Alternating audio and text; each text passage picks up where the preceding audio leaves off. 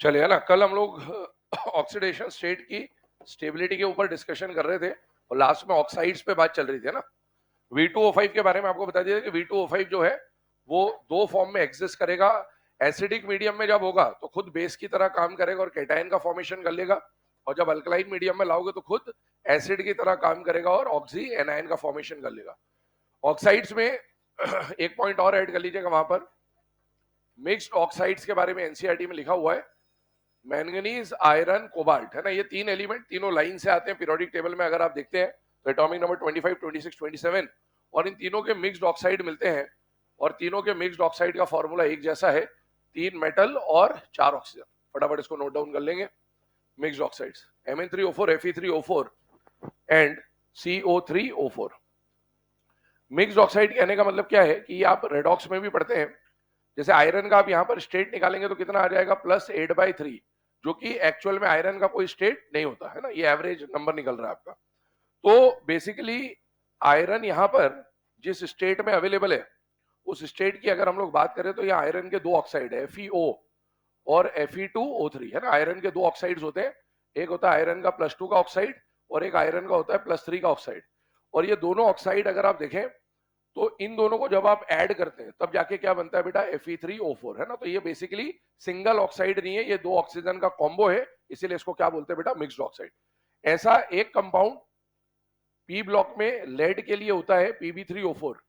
और Pb3O4 जब आप देखते हैं तो Pb के दो ऑक्साइड बनते हैं, एक तो +2 वाला और एक +4 वाला, है ना।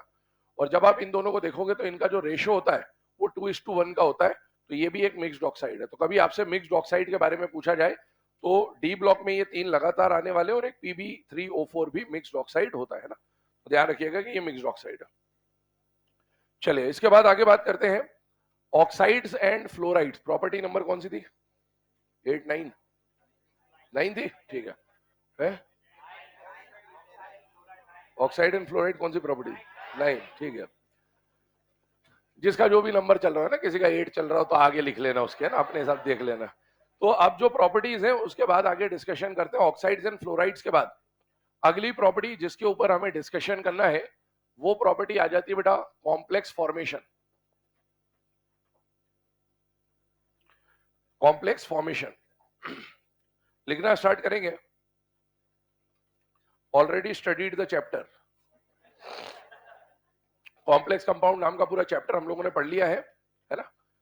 तो कैसे कॉम्प्लेक्स बनते हैं, किसका कोऑर्डिनेशन नंबर क्या होता है, क्या नहीं होता, ये सारी चीजें हम लोगों ने पढ़ रखी है। बस यहाँ पर 2-3 इंपॉर्टेंट बातें आपको ध्यान रखनी है। वो ये है कि अगर आपसे पूछे कि भाई कॉम्प्लेक्स फॉर्मेशन के लिए क्या कुछ बेसिक रिक्वायरमेंट्स होती है, तो कॉम्प्लेक्स में जो सेंट्रल मेटल होगा वो किसकी तरह काम करेगा, एक्सेप्टर की तरह। और एक्सेप्टर की तरह काम करना है तो उसके पास क्या होना चाहिए बेटा, खाली डब्बा। तो अगर हम लोग बात करें तो एक्सेप्टर की तरह काम करने के लिए प्रेजेंस ऑफ वेकेंट ऑर्बिटल होना बहुत जरूरी है। दूसरे पॉइंट पे अगर हम लोग बात करें तो चार्ज अगर बहुत ज्यादा हो मेटल पे तो बहुत बढ़िया कॉम्प्लेक्स बनाएगा, और मेटल का अगर साइज छोटा हो तो भी कॉम्प्लेक्स का फॉर्मेशन अच्छा होगा। तो ये तीन बेसिक रिक्वायरमेंट है, जिनमें सबसे ज्यादा रिक्वायरमेंट जो है या सबसे इंपॉर्टेंट जो फैक्टर है वो तो प्रेजेंस ऑफ वेकेंट ऑर्बिटल है लेकिन बाकी दो भी अगर साथ में हो तो अच्छा कॉम्प्लेक्स फॉर्मेशन होता है ना। ये दोनों जो शुरू के पॉइंट है, इन दोनों पॉइंट को हम लोग हाई फाई से भी इंडिकेट कर सकते हैं। याद करिए हम लोगों ने फाई का बोला था चार्ज अपॉन साइज, है ना। तो आप देखो चार्ज ज्यादा है साइज कम है, तो इट विल रिप्रेजेंट कि हाई फाई वाले जो एलिमेंट्स होते हैं वो जनरली अच्छे कॉम्प्लेक्सेस का फॉर्मेशन करते हैं। चार्ज ज्यादा होने से क्या होगा, कॉम्प्लेक्स अच्छा बनता है। याद करिएगा हमने पढ़ा था कि भाई मेटल पे जितना ज्यादा पॉजिटिव चार्ज होता है, CFSC वगैरह या स्टेबलाइजेशन एनर्जी उतनी ज्यादा होती है। स्मॉल साइज होने का मतलब क्या हो जाएगा कि बॉन्ड लेंथ कम हो जाएगी, बॉन्ड लेंथ कम होगी तो बॉन्ड की स्ट्रेंथ बढ़ेगी। तो ये कॉम्प्लेक्स अच्छे बनने के तरीके है ना। इसके आगे बात करते हैं अगली प्रॉपर्टी पे। नेक्स्ट प्रॉपर्टी जो आ जाती है वो आती है कलर। कलर के बारे में भी काफी कुछ हम लोग कोऑर्डिनेशन कंपाउंड में पढ़ चुके हैं। कलर के बारे में हम लोगों ने देखा था कि किसी भी डी ब्लॉक के एलिमेंट या कंपाउंड में कलर आने के लिए दो मेन रिस्पॉन्सिबल फैक्टर होते हैं। पहला होता है डीडी ट्रांजिशन और दूसरा होता है चार्ज ट्रांसफर। डीडी ट्रांजिशन की जब हम लोगों ने बात करी थी तो हमने ये बोला था D0 D10 कॉन्फ़िगरेशन कलरलेस और D1 से D9 कॉन्फ़िगरेशन क्या होगी बेटा, कलर्ड, ठीक है ना। तो उस पे हम लोगों ने ऑलरेडी डिस्कशन किया हुआ है। इसके अलावा अगर आपसे बोला जाए कि चार्ज ट्रांसफर कहां होता है, तो चार्ज ट्रांसफर में हमने बोला था मैंगनीज और क्रोमियम जब भी D0 कॉन्फ़िगरेशन दिखा रहा होगा या मैंगनीज और क्रोमियम जब भी अपने हाईएस्ट स्टेट में होगा तो वहां पर उनका D0 कॉन्फ़िगरेशन होता है और D0 में भी वो कलर दिखाते हैं और उसी को हम लोग क्या बोलते थे, चार्ज ट्रांसफर। चार इंपॉर्टेंट एग्जांपल वहां पर हमने पढ़े थे, एक था KMnO4, K2Cr2O7, Na2CrO4 और CrO2Cl2, है ना। तो ये पढ़ चुके हम लोग। कलर में वहां हमने जो पढ़ा वो तो पढ़ रहे ही है। यहां पर आपको एनसीईआरटी में एक टेबल दे रखा है और उस टेबल में आपको कुछ कलर्स दे रखे हैं अलग अलग आयंस के। मैंने आपको कोऑर्डिनेशन कंपाउंड के समय पे भी बोला था कि डी ब्लॉक में एक टेबल दे रखा है कलर का, और वो जितने भी आयंस का कलर है वो आयंस का नहीं, वो उनके एक्चुअल में एक्वा कॉम्प्लेक्स का कलर है। किसका कलर है? Aqua complex. मतलब जो भी आयन में यहाँ लिख रहा हूँ उसका जब पानी के साथ कॉम्प्लेक्स बनेगा उन कॉम्प्लेक्सेस के कलर हम यहाँ पर लिख रहे होते हैं, ठीक है ना। तो ध्यान से देखिएगा, मान लीजिए आपको दे दे स्कैंडियम 3+, टाइटेनियम +4, वेनेडियम +5, Zn+2, और आपको बोला जाए इनका कलर बताइए। तो सबसे पहले आपको वही कॉन्फ़िगरेशन देखनी है ना कलर के अंदर। ये सारे के सारे D0 या D10 कॉन्फ़िगरेशन को रिप्रेजेंट कर रहे हैं। ये सारे D0 कॉन्फ़िगरेशन है बेटा, और Zn+2 क्या है बेटा? D10 configuration. और D0 और D10 कॉन्फ़िगरेशन याद करिए, कलर्ड होंगे या कलरलेस होंगे? कलरलेस। तो ये सारे के सारे क्या हो जाएंगे बेटा? कलरलेस। पहली बात तो ये आ गई, तो इसमें कुछ भी अलग याद करने का नहीं है। इसके अलावा अगर हम बात करें D1 से D9 अगर कॉन्फ़िगरेशन आता है तो वो क्या दिखाता है? कलर। तो उसमें से जब कलर की हम लोग बात करें तो ध्यान सुनना, वेनेडियम के कलर्स पे बात करते हैं। याद करिए, वेनेडियम की ऑक्सीडेशन स्टेट का रेंज, स्कैंडियम, टाइटेनियम, वेनेडियम कहां से कहां तक होता था? +2 से लेकर +5। +5 वाला तो कलरलेस हो गया। अब बचा कौन? +2, +3, +4। वो तीन पे बात हो रही है। Vanadium +2, vanadium +3, vanadium +4।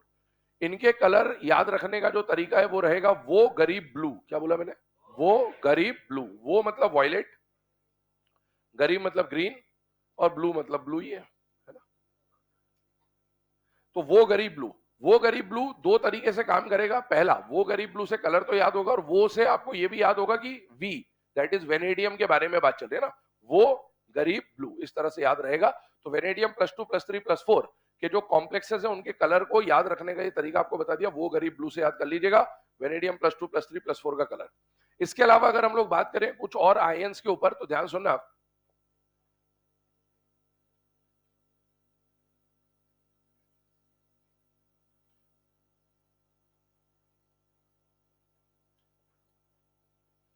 इधर देखिए, तीन स्पीशीज आपके सामने लिखे, वेनेडियम, आयरन और निकल। वेनेडियम का कलर ऑलरेडी हम यहाँ पर पढ़ भी चुके हैं, बट इसको याद करने के लिए तरीका बता रहा हूँ पहले। तो हमारे पास तीन एलिमेंट है, वेनेडियम, आयरन और निकल। ध्यान सुनना स्टेटमेंट, 322, क्या बोला मैंने? है ना, 322, 322 रन्स बनाकर, 322 रन्स बनाकर वो फिर नहीं हारा। क्या बोला मैंने? 322 रन बनाकर वो फिर नहीं हारा। हारा का मतलब हरा है ना, दैट इज ग्रीन। और 322 कहने का मतलब है स्टेट है इनकी, 322 है ना। 322 रन बनाकर वो फिर नहीं हारा। तो इस तरह से आप इसको याद कर लेंगे कि इन सबके जो कलर हैं वो सारे के सारे क्या मिलेंगे? ग्रीन। इधर देखेंगे, निकल +2 जो है इसके बारे में हम लोगों ने ऑलरेडी कॉम्प्लेक्स कंपाउंड में भी बात कर रखी है कि निकल +2 जो होता है उसका एक्वा कॉम्प्लेक्स जो बनता था उसमें 4 कोऑर्डिनेशन नंबर नहीं होता था, 6 होता था, NiH2O6। तो उसके ऊपर हमने पहले भी बात करी, और उसका कलर कैसा होता है बेटा? ग्रीन कलर होता है। और इसका एक हमने क्वेश्चन भी करा था जहां पर हम वाटर को हटा के EN लाते जा रहे थे, और मैंने कलर व्हील का यूज आपको बताया था कि 4 कॉम्प्लेक्स में से 3 का कलर आपको दे देगा और एक का कलर आपको फाइंड आउट करना होगा। उसकी शुरुआत इसी से हुई थी, NiH2O6 ग्रीन कलर। इसके अलावा अगर आप बात करें तो मान लो आपको कहीं पर Mn+3 दे दे और क्रोमियम +3 दे दे, तो इन दोनों का कलर बेटा आपको वॉयलेट मिलेगा। इसके बारे में अगर आप याद करें तो कॉम्प्लेक्स कंपाउंड के अंदर हमने आइसोमेरिज्म जब पढ़ा था तो हाइड्रेट आइसोमेरिज्म का एक एग्जांपल हमने पढ़ा था, और उसमें क्रोमियम लिया था हम लोगों ने। और मैंने बोला था एनसीईआरटी में यही एग्जांपल दे रखा है, CrH2O6+3, और उसका कलर कैसा था? वॉयलेट। तो क्रोमियम और मैंगनीज दोनों अगर +3+3 में आ जाए तो आपको ध्यान रखना है कि इसका कलर कैसा मिलेगा? आपको वॉयलेट। इसके अलावा अगर हम लोग बात करें कोबाल्ट के लिए, दो कंडीशन है, कोबाल्ट +3 और कोबाल्ट +2। कोबाल्ट +3 जो है इसका कलर आपको मिलेगा ब्लू, और कोबाल्ट +2 का कलर आपको कैसा मिलेगा? पिंक, है ना। ये जो कलर वाली कोबाल्ट की यहां पर बात लिखी गई है ये आपको देखने को मिलेगी फिजिकल केमिस्ट्री में जब आप केमिकल इक्विलिब्रियम पढ़ते हैं, लीच एल्डियस प्रिंसिपल। तो ली चैटलियर्स प्रिंसिपल में एनसीईआरटी के अंदर एक इक्वेशन दे रखी है जिसमें कोबाल्ट इंक्लूडेड है, रिएक्टेंट में भी कोबाल्ट है, प्रोडक्ट में भी कोबाल्ट है, और ब्लू कलर का सॉल्यूशन है वो किस में कन्वर्ट हो जाता है बेटा, पिंक कलर में। तो ये इक्वेशन आपको वहां दे रखी है बेसिकली। इसके अलावा अगर आगे बढ़ जाए तो कभी भी Mn+2 आ जाए तो Mn+2 के बारे में ध्यान रखना, Mn+2 को कई जगह पर कलरलेस और कई जगहों पर पिंक लिख दिया जाता है। तो Mn+2 में थोड़ा सा आपको कॉशियस रहना पड़ेगा। Mn+2 में कलरलेस भी आता है, पिंक भी आता है। ये जो पिंक होता है ना, टाइट्रेशन किया है किसी ने टाइट्रेशन प्रैक्टिकली किया है? टाइट्रेशन जब आप करते हैं तो वहां पर जब आप है ना ब्यूरेट और पिपेट से वो सब सॉल्यूशन वगैरह ऐड कर रहे होते हैं तो कई बार ऐसा होता है कि वो थोड़ा सा पिंकिश कलर आता है, लेकिन वो कलर होना ना होना बराबर ही होता है, क्योंकि वो थोड़ा सा आप ऐसे जब शेक करते हैं तो डिसअपियर हो जाता है। ये उस टाइप का कलर होता है बेसिकली। तो इसको बफ पिंक भी बोलते हैं। क्या बोलते हैं? बफ पिंक। बफ पिंक मतलब है और ना है दोनों बराबर दिखते हैं ना, वैसा। तो इसीलिए इसको कलरलेस की कैटेगरी में भी रखते हैं और इसको पिंक की कैटेगरी में भी रखते हैं। बफ पिंक कलर होता है। तो आपको आ जाए तो मेनली आप पिंक टिक कर दें, पर पिंक ऑप्शन ना मिले तो आपको कलरलेस को टिक करना है। इसके अलावा अगर हम बात करें तो आयरन के बारे में बात करते हैं। आयरन की दो स्टेट होती है, +2 और +3। तो आयरन के कलर क्या क्या होंगे? तो इधर देखिएगा, +2 का कलर तो ऑलरेडी हम लोगों ने लिखा हुआ है। +2 का कलर कैसा है बेटा? ग्रीन। और +3 का कलर है येलो, है ना। आप देखें, ग्रीन विट्रियोल नाम की एक चीज पढ़ी थी हम लोगों ने सिलेबस में। ग्रीन विट्रियोल के अंदर हमने देखा था आयरन +2 था, FeSO4.7H2। तो वो आयरन +2 ग्रीन विट्रियोल से ग्रीन आएगा। ऐसा हमने एक ब्लू विट्रियोल पढ़ा था। ब्लू विट्रियोल कौन था? कॉपर +2। तो कॉपर +2 का कलर कभी पूछ ले तो ब्लू कलर है ना, ब्लू विट्रियोल से याद रखेंगे। आयरन +3 का कलर येलो है। अब इसको देखो, आयरन +2 और +3 को अगर आपको याद रखना है, ऑटो रिक्शा देखा है सबने? ऑटो रिक्शा देखा है? दो कलर होते हैं ऑटो रिक्शा में। नीचे कौन सा कलर होता है? ग्रीन, ऊपर येलो। वो येलो वाले ऑटो रिक्शा की बात कर रहा हूं, ब्लैक वाला मत याद कर लेना ना। नीचे कौन सा होता है? ग्रीन। ऊपर क्या होता है? येलो। नीचे क्या होता है? ऊपर क्या होता है? ठीक है, याद कर लेना। +2 लोअर स्टेट है और +3 हायर स्टेट है। तो लोअर स्टेट में ग्रीन, हायर स्टेट में येलो, और लोहे का बना होता है। अच्छा, बाकी अब चमका बाकी, कोई बात नहीं, समय लगेगा तुमको। हॉलीवुड की मूवी मत देखा करो तुम लोग, क्या है कि उसका अनुवाद करने के लिए कोई चाहिए होगा तुमको, फिर समझ आया। अच्छा, ये ऐसा सस्पेंस था। अब बताओ, लोहे का बना होता? अच्छा हाँ, लोहे का बना होता, अरे आयरन।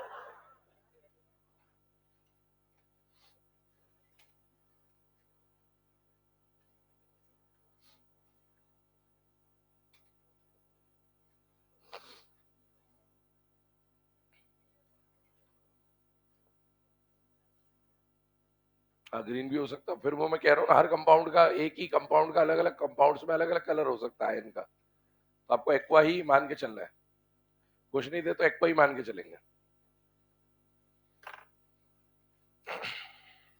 तो CFSC चेंज होते ही कलर चेंज हो जाएगा। अब उसको अगर क्वेश्चन नहीं कराना है तो फिर नहीं होगा आपसे। उसको कराना है तो यही पूछेगा, ठीक है ना।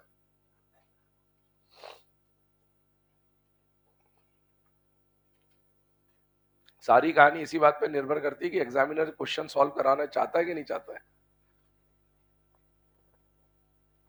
क्वेश्चन सॉल्व कराना है तो वैसा क्वेश्चन बनाएगा कि सॉल्व हो जाए, थोड़ा बहुत भी दिमाग हो तो सॉल्व हो जाए, और नहीं सॉल्व कराना है तो फिर कितना भी दिमाग हो सॉल्व नहीं होगा वो।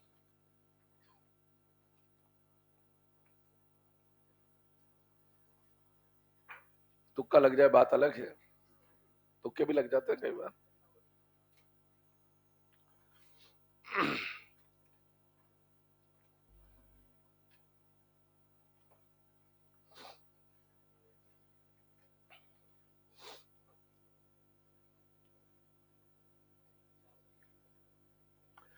चलिए, है ना। अब ये जो अभी हम लोगों ने कलर के बारे में बात करी है, कलर के बाद अगली प्रॉपर्टी की तरफ मूव करते हैं। जो नेक्स्ट प्रॉपर्टी हमें पढ़नी है,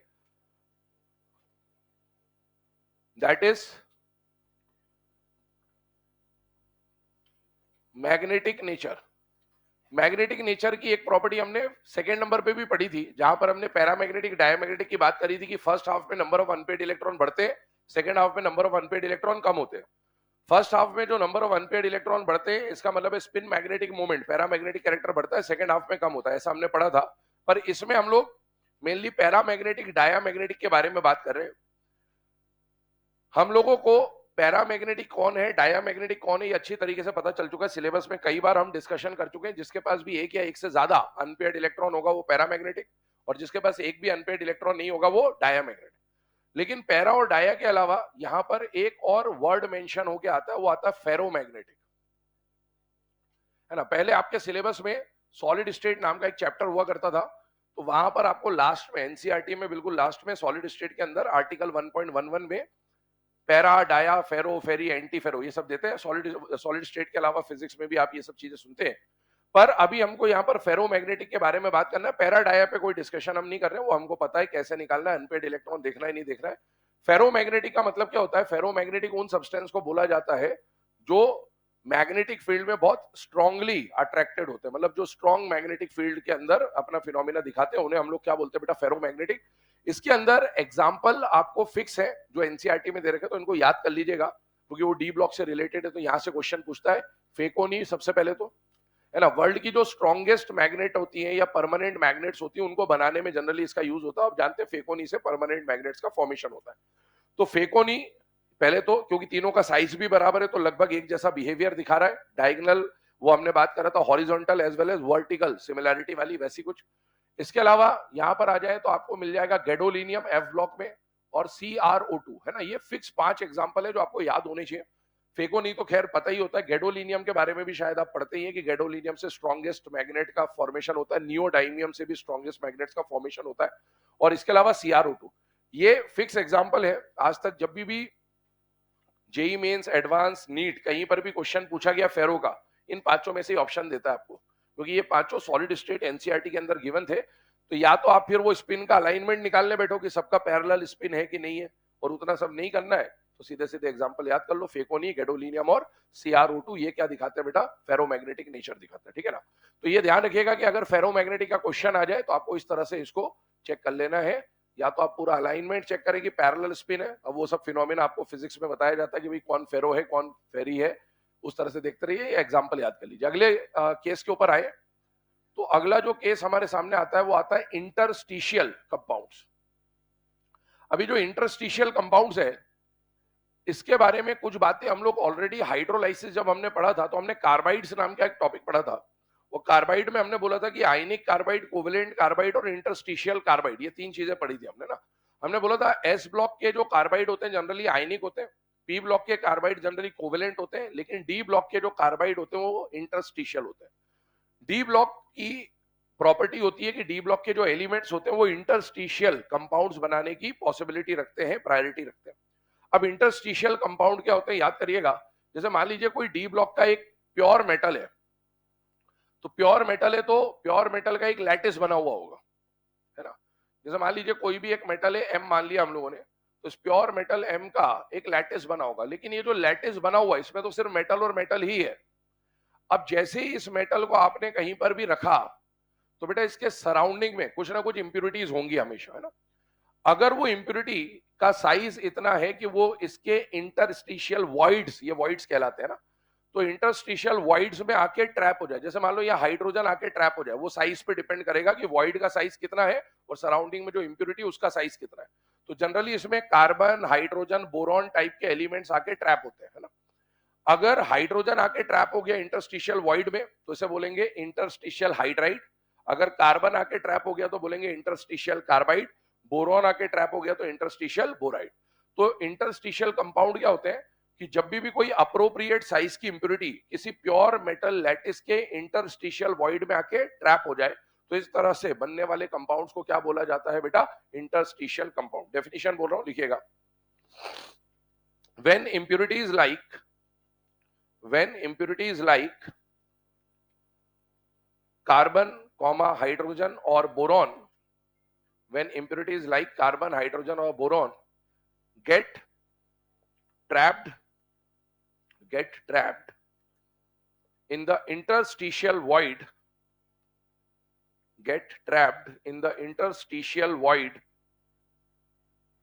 of any pure metal, lattice, interstitial void of any pure metal lattice, then such compounds are known as interstitial compounds. Then such compounds are known as interstitial compounds. तो D block के जो elements होते हैं उनकी ये बेहतरीन property होती है, एक है ना बहुत इंपॉर्टेंट प्रॉपर्टी कि वो इंटरस्टिशियल वॉइड्स या इंटरस्टिशियल कंपाउंड्स बनाते हैं ना इस तरह के। अब ये जो इंटरस्टिशियल कंपाउंड बन रहे हैं इसके बारे में कुछ प्रॉपर्टी मेंशन्ड है एनसीईआरटी के अंदर, जो आपको डायरेक्ट स्टेटमेंट देकर पूछ सकता है कि विच of the following statement about interstitial compound is correct और इनकरेक्ट। पहली बात, जो इंटरस्टिशियल कंपाउंड होते हैं ये नॉन स्टोइकियोमेट्रिक कंपाउंड होते हैं। कैसे कंपाउंड होते हैं? नॉन, ये हमने उस समय कार्बाइड्स में भी लिखा था कि इनका फिक्स्ड फॉर्मूला नहीं होता है। तो कुछ पॉइंट्स बोलते जा रहा हूं, इसके बारे में लिखते जाइएगा। पहला पॉइंट बना के लिखिएगा, they are non stoichiometric. They are non stoichiometric मतलब इनका फॉर्मूला फिक्स नहीं है, वो इंप्योरिटी के परसेंटेज पे डिपेंड करेगा। हो सकता है पूरे लैटिस में एक ही हाइड्रोजन आए, हो सकता है 2 आ जाए, 4 आ जाए, 10 आ जाए, वो डिपेंड करेगा कितना हाइड्रोजन विसिनिटी में या सराउंडिंग में है उसके, है ना। तो they are non stoichiometric. Second point लिखे, they are harder than the pure metal. They are harder than the pure metal. आप अगर इसकी हार्डनेस के ऊपर देखें तो बेटा इधर ध्यान दीजिएगा, हार्डनेस की अगर हम बात करें तो बेटा अगर ये मेटल का सिर्फ प्योर मेटल का लैटिस होता तो बताओ यहां पर वॉइड्स, खोखलापन, हॉलोनेस होता या नहीं होता? होता।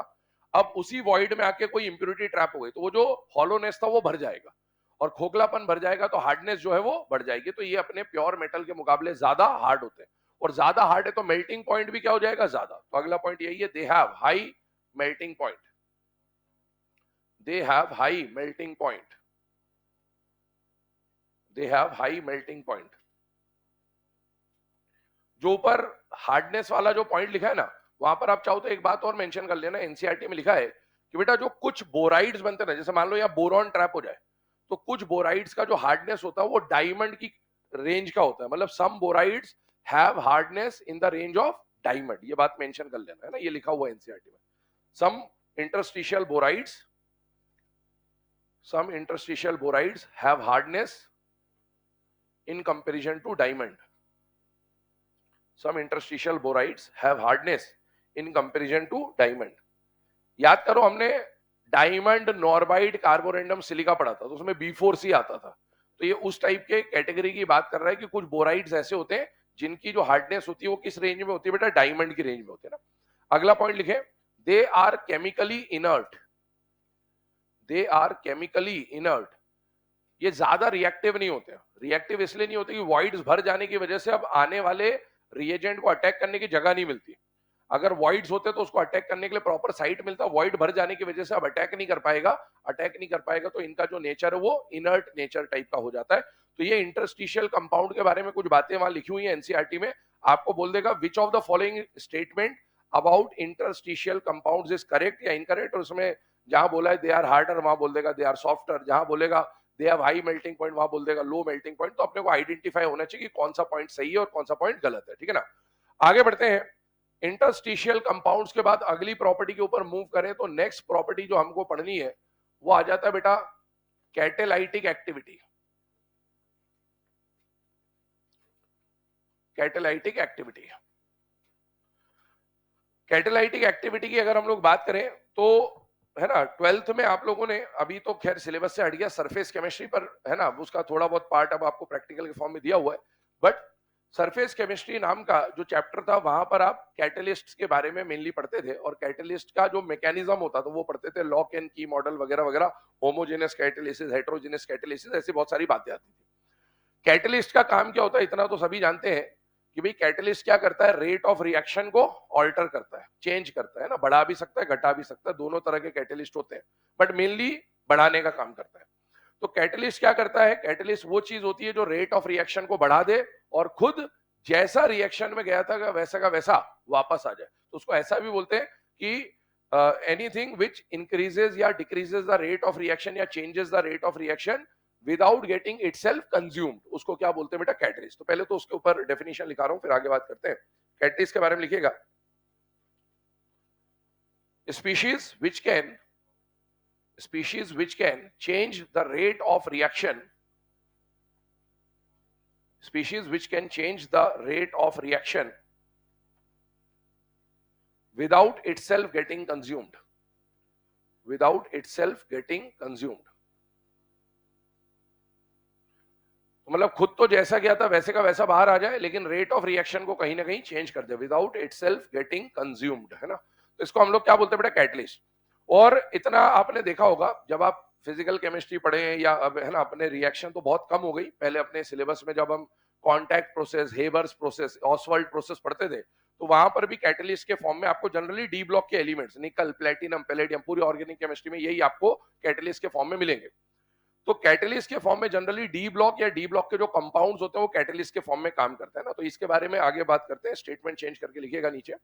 D block elements oblique compounds, D block elements oblique compounds prefer to show catalytic activity, prefer to show catalytic activity because they can exhibit variable oxidation states, because they can exhibit variable oxidation states। D block elements oblique compound, है ना, prefer to show catalytic activity because they can show variable oxidation state। इनकी oxidation state क्योंकि variable होती है, तो ये state change कर करके रिएक्शन को फटाफट करवा देते हैं। जैसे उसके लिए एक एग्जांपल एनसीईआरटी में मेंशन्ड है, रिएक्शन है बेसिकली, बट डी ब्लॉक में एनसीईआरटी में लिखा है, तो हो सकता है ये क्वेश्चन के फॉर्म में आपसे पूछ ले, तो उस रिएक्शन पे बात करते हैं। मान लीजिए रिएक्शन में आपको दिया गया I माइनस, और I माइनस का रिएक्शन हमने करा दिया H2OH 2 माइनस से, ठीक है। और इस रिएक्शन में जो कैटलिस्ट हमने लिया वो ले लिया हमने Fe3 प्लस, है ना, ये आयरन डी ब्लॉक का एलिमेंट है, तो उसका कैटलिस्ट के फॉर्म में काम कर रहा है। अब देखो इसमें ध्यान सुनना, I माइनस के बारे में अगर आप याद करें, रेडॉक्स रिएक्शन होने वाली, बेसिकली याद करिएगा इनर्ट पेयर इफेक्ट में हम लोगों ने पढ़ा था F minus, Cl minus, Br minus और I माइनस।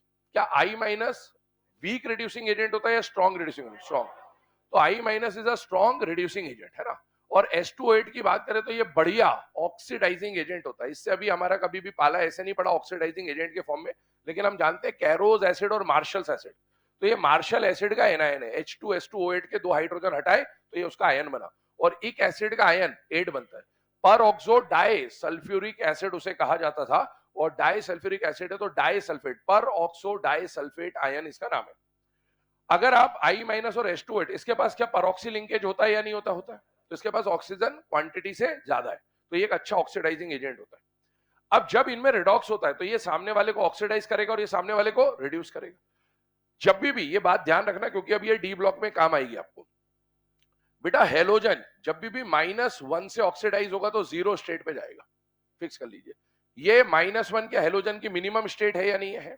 तो हेलोजन जब भी मिनिमम से ऑक्सीडाइज होगा कहां जाएगा? 0 पे, न्यूट्रल पे जाता है।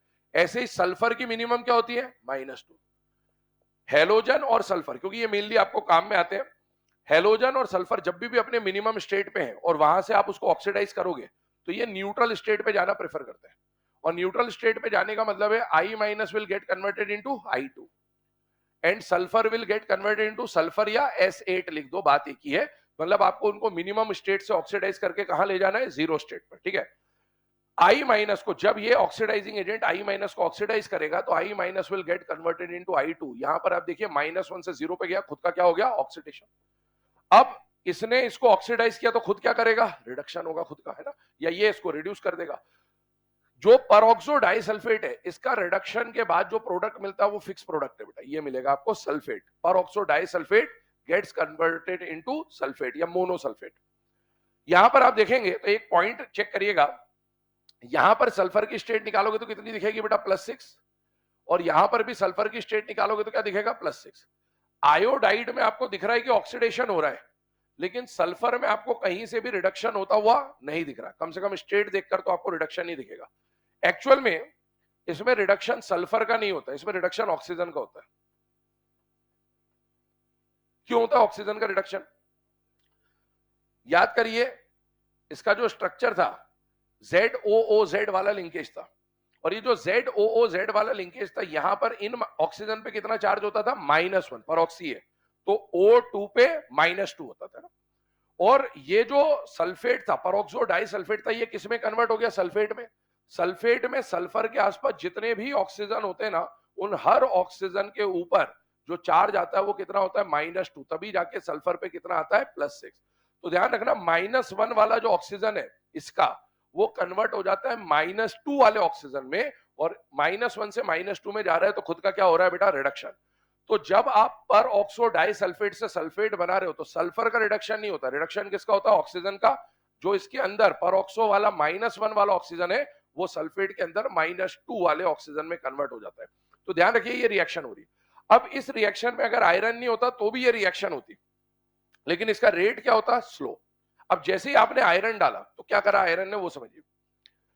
आयरन यहां पर +3 जो है वो अपने सरफेस पर, फ्री वैलेंसीज होती हैं इसके पास, अपने सरफेस पे दोनों को एक साथ नहीं लेता, पहले एक से अटैक करेगा और फिर दूसरे को जगह देगा। जैसे यहां पर Fe+3 है, ये पहले किससे रिएक्ट करेगा, I-, इसको भूल जाइए, I- से रिएक्ट करेगा।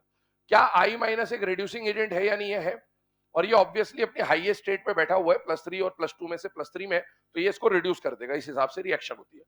तो ये आयरन +3 से किसमें कन्वर्ट हो जाता है, +2 में, और इसने इसको रिड्यूस करा तो खुद क्या हो जाएगा, ऑक्सीडाइज।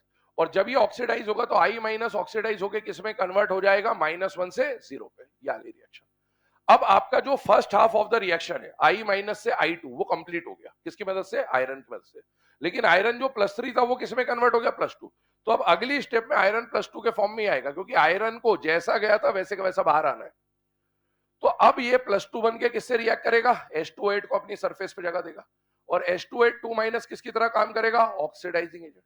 और ये सामने वाले को क्या कर देगा, ऑक्सीडाइज। तो Fe को +2 से ऑक्सीडाइज करेगा तो Fe अगेन किसमें कन्वर्ट हो जाएगा, +3 में, और इसका क्या हो जाएगा, रिडक्शन। और परऑक्सो डाइसल्फेट जब भी रिड्यूस होगा किसमें कन्वर्ट हो जाएगा बेटा, सल्फेट के अंदर कन्वर्ट हो जाएगा। ये रिएक्शन इस तरह से 2 स्टेप में हो जाती है। तो जब ये आपस में रिएक्शन करते हैं तो रेट बहुत स्लो होता है, लेकिन आयरन जो है वो अपने सरफेस पे जब इनको जगह देता है तो एक बार इससे रिएक्ट करता है, पैरेलली इससे रिएक्ट करता है, और ये रिएक्शन की रेट को बढ़ा देता है। जब आप इन दोनों को ऐड करेंगे तो नेट रिएक्शन वही आ जाएगी ऊपर वाली, Fe+2 से Fe+2 कैंसिल हो जाएगा, Fe+3 से Fe+3 कैंसिल हो जाएगा, I- H2O8 2- gives I2 and sulphate. तो ये रिएक्शन इस तरह से होती है। तो ये कैटलिस्ट का पूरा काम है ना, ये रिएक्शन लिख लीजिए, डी ब्लॉक के अंदर एनसीईआरटी मेंशन्ड है, बाय चांस कभी एग्जाम में दे दे तो अपने को पता होना चाहिए कि इस तरह की रिएक्शन मेंशन्ड है।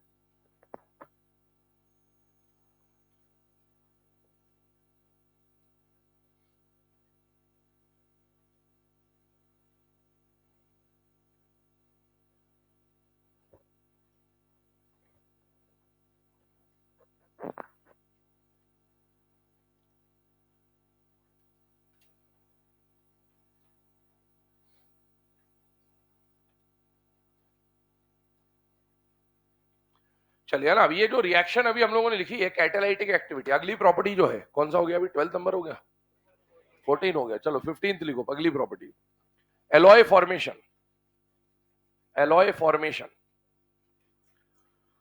एलॉय फॉर्मेशन के बारे में बात करें तो बेसिकली अलॉयज क्या होते हैं, तो जूनियर क्लासेस में हमने पढ़ा होता है, एलॉयज आर होमोजेनस मिक्सचर, है ना। और इसमें आप क्या करते हैं, दो या दो से ज्यादा मेटल्स को कंबाइन करते हैं। बेसिकली अलॉय बनने का या बनाने का कारण क्या होता है कि भाई अलग अलग मेटल की अलग अलग बढ़िया प्रॉपर्टी होती है। जैसे एल्यूमिनियम की बात करें तो लाइट वेट होता है ना। किसी मेटल की बात करें तो स्ट्रेंथ बहुत ज्यादा होती है। तो अगर अपने को एक ही जगह पर सारे कैरेक्टर चाहिए, जैसे हाइब्रिडाइजेशन अपन कराते हैं उस तरह की बात है कि एक ही जगह पर बहुत सारे कैरेक्टरिस्टिक चाहिए, तो अपन क्या करते हैं कि कई सारे मेटल को आपस में मिक्स कर देते हैं, और उसकी वजह से वो जो अलॉय बन के आ रहा है, वो जो सब्स्टिट्यूशनल सॉलिड बन के आता है, जो रिजल्टेंट होमोजेनस मिक्सचर बन के आता है, उसमें हमको सारी प्रॉपर्टी एक साथ मिल जाती है, और इसीलिए हम लोग किसका फॉर्मेशन करते हैं, अलॉय का। लेकिन अब अलॉय में अगर हम लोग बात करें तो पहली बात तो अलॉय की डेफिनेशन लिख लीजिए, a homogeneous mixture, a homogeneous mixture of two or more metals, a homogeneous mixture of two or more metals, दो या दो से ज्यादा मेटल्स का जो होमोजेनियस मिक्सचर बन के आता है उसको हम लोग क्या बोलते हैं बेटा, अलॉय। लेकिन अब इसमें इसके बारे में एनसीईआरटी में कुछ बातें लिखी हैं।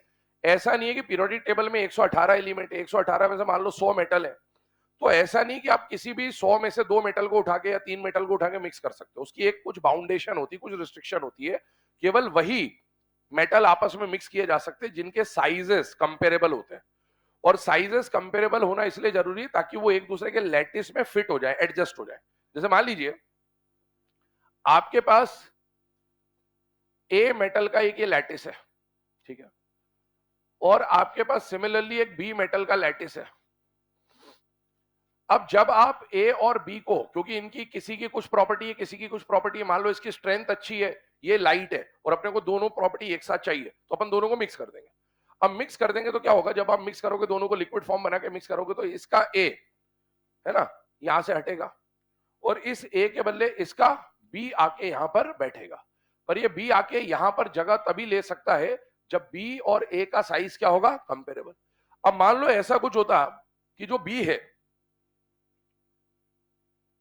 बी का साइज ऐसा होता, अब आप इस ए को हटा दो बेचारे को, क्या ही करेगा वो, पूरा लेटिस ही खाली हो जाएगा, तब जाके आके बी बैठेगा। तो ये बोलेगा तो मेरा क्या काम था फिर, है ना, फिर तू ही बैठ जा क्या। फिर इसी तरीके से अगर हम बात करें कि बी का जो साइज है, मान लो ऐसा होता, तो भी वो लैटिस में फिट नहीं बैठेगा। तो एलॉय बनाने के लिए ऐसा है कि मेटल को मिक्स तो करते हैं, लेकिन वही मेटल मिक्स हो सकते हैं जिनके साइजेस अप्रोक्सीमेटली इक्वल होते हैं। इसके बारे में एनसीईआरटी बोलता है कि साइज डिफरेंस जो है ना, 10 से 15% का साइज डिफरेंस चल जाता है। मतलब अगर कोई 100 सेंटीमीटर है, इस तरह से मान लेते हैं ना, वहां तो सब नैनोमीटर में बात चलेगी, बट अपन सेंटीमीटर में समझ लेते हैं। 100 सेंटीमीटर तो दूसरा 110 या 115 तक चल जाएगा, या दूसरा 90 के आसपास होगा, चल जाएगा। तो ये लैटिस में कहीं ना कहीं थोड़ा बहुत फिट हो जाते हैं। लेकिन इससे ज्यादा साइज डिफरेंस अगर हुआ तो फिर उनका अलॉय बनाना पॉसिबल नहीं होता। तो इसीलिए उस पर भी क्वेश्चन पूछता है कि कौन कौन अलॉय बनाता है और कौन कौन नहीं बनाता, खासकर अमलगम के बारे में आता है, तो वो अभी हम डिस्कस करेंगे। स्टेटमेंट पहले ये वाला बोल रहा हूं, लिखिएगा। For alloy formation, metals must have comparable sizes. For alloy formation, metals must have comparable sizes, comma, size difference of 10 to 15% will work. Size difference of 10 to 15% will work, है ना, मतलब इतना डिफरेंस चल जाएगा, इससे ज्यादा डिफरेंस नहीं होना चाहिए। अब आगे बढ़ते हैं अगले पॉइंट पे। जब आप अलॉय बना रहे होगे, ध्यान सुनना है ना, अभी हमने क्या बोला, अलॉय के अंदर क्या हो रहा था कि मान लो इधर ए का लैटिस था और इधर बी का लैटिस था, और मान लीजिए कंपेरेबल साइजेस है ना, तो जब आप ए को हटाओगे तो बी आके उसकी जगह बैठ जाएगा।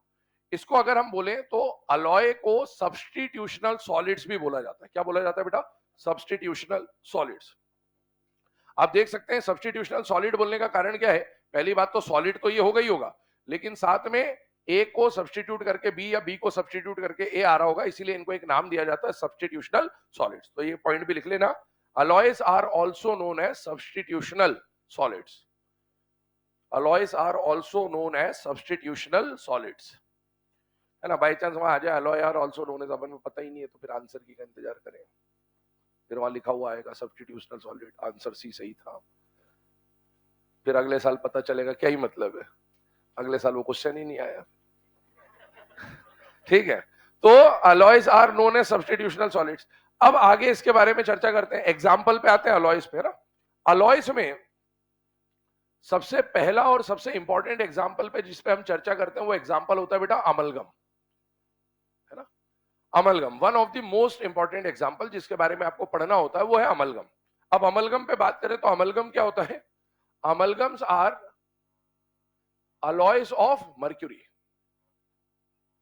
Hg के जो अलॉयज होते हैं किसी दूसरे मेटल के साथ, उसको क्या बोला जाता है बेटा, अमलगम। जैसे फॉर एग्जांपल रेडॉक्स में आप एग्जांपल पढ़ते हैं, है ना, Na.Hg, और आपको बोला था ऑक्सीडेशन स्टेट निकालो, फिर आप कुछ भी निकाल देते, फिर पता चलता है 0 0 है, ऐसा है ना, वो अलग केस है। तो आप जब रेडॉक्स पढ़ते हैं तो वहां पर ये एग्जांपल आपके सामने आता है। इस एग्जांपल में आप देखें तो बेसिकली डॉट लिखने का मतलब है दोनों के बीच में कोई बॉन्ड फॉर्मेशन नहीं हुआ है। अलॉय मतलब वो भेल बनती है ना, वैसा है, भेल भेल पूड़ी, नमकीन मिक्सचर विक्चर, वो वैसा है ना, वैसा। कि आपने नमकीन लिए 4 तरह के, आलू लिया, टमाटर लिया, जो भी नींबू वींबू ऐसा करके यूं यूं कर दिया ना। अब उसमें जब आप सेव होता है जो नमकीन वगैरह है ना, और जो धानी, लाई, परमल, मुरमुरे जो भी बोलते हो आप, है ना, ये मिक्स करते हो। अब ऐसा थोड़ी होता कि सेव और जो मुरमुरे हैं वो मिलके टमाटर बन जाएंगे, ऐसा नहीं होता। वो आपस में रिएक्शन नहीं करते, वो जैसा है वैसे ही पड़ा रहेगा, वहां पर मिक्स हो जाता है। तो ये अलॉयज क्या है? अलॉयज मिक्सचर है, ये कंपाउंड नहीं है, ये रिएक्ट नहीं करते, ये बस एक जगह है, वहां पर दो चार लाल गेंदे, दो चार हरी गेंदे रखी हुई है, रिएक्शन नहीं हो रहा, वैसा है। तो ये दोनों जब रखे तो इनके बीच में कोई बॉन्ड फॉर्मेशन नहीं हो, और बॉन्ड फॉर्मेशन नहीं हुआ मतलब ये अपने नेटिव फॉर्म में, और अगर अपने नेटिव फॉर्म में, तो नेटिव फॉर्म में कोई भी एलिमेंट जीरो स्टेट दिखाता है, इस तरह से इसको बताते हैं आपको। अब अगर हम बात करें तो इसका ये जो अमलगम बना है, इसमें Hg है तो अमलगम बोला जाएगा, और किसके साथ जुड़ा हुआ है? सोडियम। तो इस कंपाउंड का या इस एलॉय का नाम जो है वो क्या हो जाता है बेटा? Sodium amalgam. इसी तरीके से मान लीजिए आपने जिंक के साथ Hg मिला दिया होता, तो बेटा इसे क्या बोल दिया जाएगा? Zinc amalgam. तो अमलगम बेसिकली कुछ नहीं, मर्क्यूरी का अलॉय है, और उसके साथ जो भी एलिमेंट हो उसका अमलगम बोल देते हैं। सोडियम है तो सोडियम अमलगम, जिंक है तो जिंक अमलगम। अब इसमें एक पॉइंट आता है, वो पॉइंट ये है कि भाई आपसे पूछा जाता है कौन कौन से ऐसे एलिमेंट हैं जो अमलगम का फॉर्मेशन नहीं करते। अमलगम का फॉर्मेशन नहीं करते हैं पे अगर हम लोग चर्चा करें तो ध्यान सुनना, जनरली आपको दिखेगा कि सोडियम और जिंक ने तो अमलगम बना लिया, लेकिन अमलगम या अलॉय वही बनाते हैं जिनके साइजेस कंपेरेबल होते हैं। इससे हमें एक बात और पता चलती कि सोडियम और मरकरी या जिंक और मरकरी के साइजेस कंपेरेबल है, 10-15% का डिफरेंस रहा होगा, तभी ये बन गए। कौन अमलगम का फॉर्मेशन नहीं करते? तो वही फेकोनी, है ना। फेकोनी का साइज आपस में बराबर है, लेकिन इनका साइज Hg के कंपेरेबल में नहीं होता, और इसीलिए फेकोनी कभी भी अमलगम का फॉर्मेशन नहीं करते। ये तीन मोस्ट इंपॉर्टेंट एग्जांपल है। इसके अलावा वैसे तो प्लैटिनम और टंगस्टन भी अमलगम का फॉर्मेशन नहीं करता, बट प्लैटिनम टंगस्टन याद हो ना हो, फेकोनी जरूर याद होना चाहिए, नोट बना के लिखेगा। FeCoNi, platinum, tungsten do not participate in amalgam formation. FeCoNi, platinum, tungsten do not participate in amalgam formation. Faconi, platinum, tungsten do not participate in amalgam formation. Reason क्या हो जाएगा बेटा? हाँ, they do not have comparable size difference, है ना, या ऐसा लिखे they have very large size difference, ऐसा भी लिख सकते हो। They do not have comparable size difference, या फिर they have very large size difference, है ना, इनका साइजेस कंपेरेबल नहीं होते।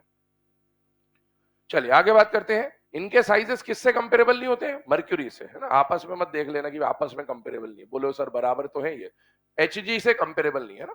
अब आगे बढ़ते हैं, ये पहला अलॉय हमने यहां पर देखा अमलगम। दो और एग्जांपल है जो एनसीईआरटी के अंदर मेंशन्ड है, एक है बेटा ब्रास और एक है ब्रॉन्ज, है ना। ये दो पे हमको और डिस्कशन करना है।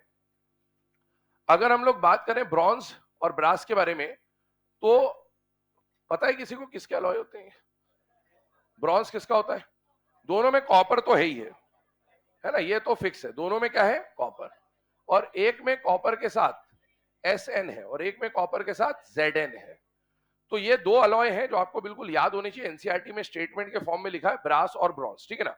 इसमें एक बात बता देता हूं, ब्रास और ब्रॉन्ज दो चीजें याद रहेंगी, कॉपर दोनों में रहेगा, फिक्स है, एक में Sn एक में Zn। अब कहा Sn और कहा Zn?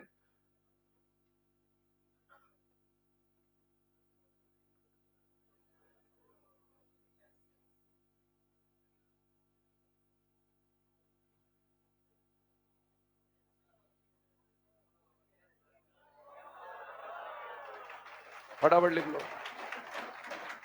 तो कजिन ब्रो से याद रख लेना, कॉपर और Sn से मिलके क्या बन जाएगा? ब्रॉन्ज बन जाएगा, इस तरह से आप याद कर लेंगे कजिन ब्रो, ठीक है ना।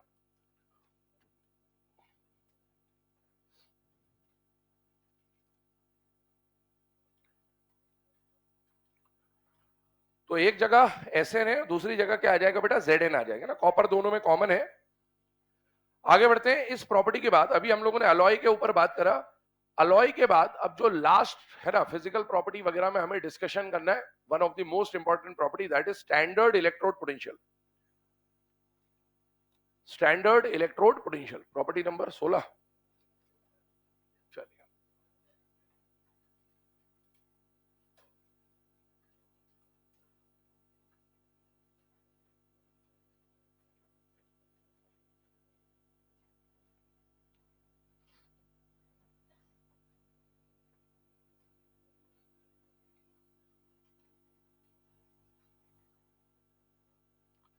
अभी जो प्रॉपर्टी हम लोग यहाँ पर पढ़ने वाले हैं, स्टैंडर्ड इलेक्ट्रोड पोटेंशियल, मैंने आपको बोला one of the most important property है डी ब्लॉक की, और इस पे बहुत है ना कंटिन्यूअसली क्वेश्चन आपसे पूछता रहता है। अगर हम लोग बात करें स्टैंडर्ड इलेक्ट्रोड पोटेंशियल की, तो थोड़ा बहुत अब आपने, क्योंकि है ना इलेक्ट्रो पढ़ लिया है तो बहुत सारी चीजें आपको पता है, बट अपन एक बार उसको फटाफट रिकॉल कर लेते हैं। वहां पर आप लोग ईसीएस भी पढ़ते हैं और उसी से रिलेटेड कुछ बातें यहां पर भी आएंगे ना। पहली बात, स्टैंडर्ड इलेक्ट्रोड पोटेंशियल मतलब हम ई नॉट के ऊपर चर्चा कर रहे हैं, ठीक। एनसीईआरटी में जब आप टेबल देखोगे डी ब्लॉक के अंदर, तो जो एटॉमिक है ना mass, atomic number, radius, IE, EA, EN वैसा टेबल होता है, वहां पर इसके अंदर दो चीजों के इलेक्ट्रोड पोटेंशियल के ऑर्डर आपको दे रखे हैं। वो दो चीजें क्या क्या है? पहला है बेटा ई नॉट M+3/M+2, ये हाफ सेल रिएक्शन आपको दे रखी है इस तरह से, और एक आपको दे रखा है ई नॉट M+2/M0। इन दो का डेटा आपको गिवन है और उसी डेटा के ऊपर क्वेश्चन पूछता है। पर पहले अभी इस डेटा को समझने से पहले हम लोग नॉर्मल एक बार इस पर डिस्कशन कर लेते हैं कि इसका मीनिंग क्या है। एक बात बताइए, इलेक्ट्रोड पोटेंशियल की जब बात करें तो सारा का सारा खेल कहां चल रहा है बेटा? गैसियस फॉर्म में या एक्वस फॉर्म में? एक्वस। तो पहली बात तो ये समझ में आना चाहिए कि जैसे इलेक्ट्रोड पोटेंशियल बोला, सारा खेल किसमें आ गया? पानी के अंदर, ठीक।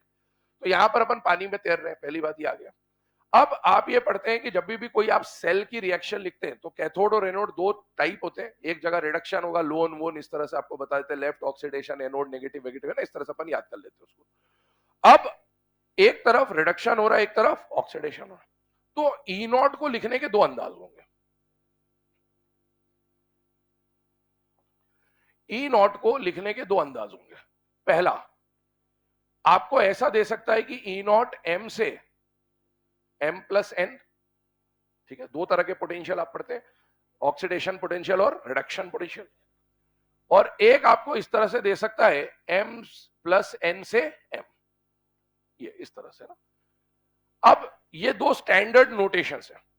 आपको एग्जाम में जब क्वेश्चन आएगा इलेक्ट्रोकेमिस्ट्री का, तो आपको ये वैल्यू मेंशन करके देता है, कुछ नहीं दे तो आपको पता है बाय डिफॉल्ट रिडक्शन पोटेंशियल मानना होता है। इसको आप देखो तो ये किस बात को मेंशन कर रहा है कि रिएक्टेंट में M था और प्रोडक्ट में किस में कन्वर्ट हो गया? M+N। ये लिखने का मतलब ये होता है कि भैया रिएक्टेंट M था, प्रोडक्ट क्या बन गया? M+N। और ये लिखने का मतलब क्या है कि रिएक्टेंट में M+N था और प्रोडक्ट में किस में कन्वर्ट हो गया? M पे। ये कहने का मतलब होता है। इसको अपन हाफ सेल रिएक्शन बोलते हैं। अब अगर हम देखें तो यहां पर ये 0 से प्लस में कन्वर्ट हो रहा है, इसको आप क्या बोलोगे? ऑक्सीडेशन। और क्योंकि यहां पर ये ऑक्सीडेशन को इंडिकेट कर रहा है, तो ये इलेक्ट्रोड पोटेंशियल जो है इसको हम स्टैंडर्ड ऑक्सीडेशन पोटेंशियल बोलेंगे। क्या बोलेंगे? स्टैंडर्ड ऑक्सीडेशन पोटेंशियल, क्योंकि ये ऑक्सीडेशन पोटेंशियल को यहां पर रिप्रेजेंट कर रहा है।